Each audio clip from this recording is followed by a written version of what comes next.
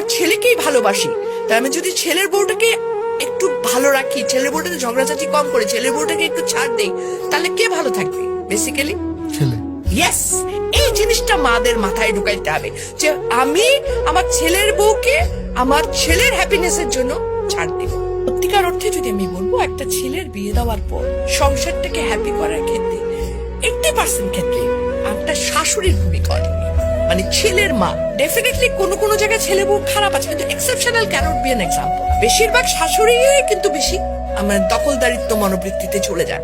এখানটায় যদি ওনারা একটু ছাড় দিতে পারেন, ওনারা যদি একটু মনে করেন যে না, একটা যখন আমি আমার মেয়ের জামাইকে বলছি কি যে আরে আমার মেয়ের জামাই কত ভালো, আমার মেয়েকে কিছুই করতে দেয় না, সারাদিন অফিস থেকে এসেও সে মেয়েকে রান্নায় হেল্প করে।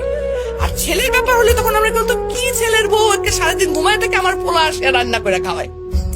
একই মানুষ কিন্তু আমরা দু রকমের মনোবৃত্তিতে যাচ্ছি, তাই না? এই জায়গা থেকে আমাদের মেয়েদের বেরিয়ে আসতে হবে।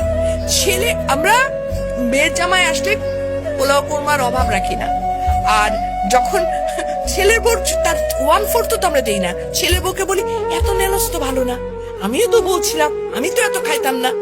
সিরিয়াসলি কিন্তু ইট হ্যাপেন্স। হ্যাঁ, কিন্তু মেয়ের জামার জন্য পোলাও কোরমা করতে যদি টাকা না থাকে আমি ঋণ করে নিয়ে এসো খাওয়াবো।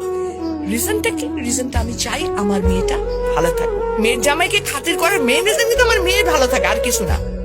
আরেকটা জিনিস আমি আমরা বড়রা যদি ছাড় দিতে পারি, আমরা বড়রা যদি একটু উদার ভাবে চলি, আমরা বড়রা যদি একটু হলেও আচ্ছা ঠিক আছে ওটা এত হিটলারি নিয়মে না যাই, আমি শাসিত হয়েছিলাম তখন অতএব তুমিও শাসিত হবে এরকম থেকে, তাহলে কিন্তু ছেলের বউটা অটোমেটিকলি অনেকটা চেঞ্জ হয়ে যাবে।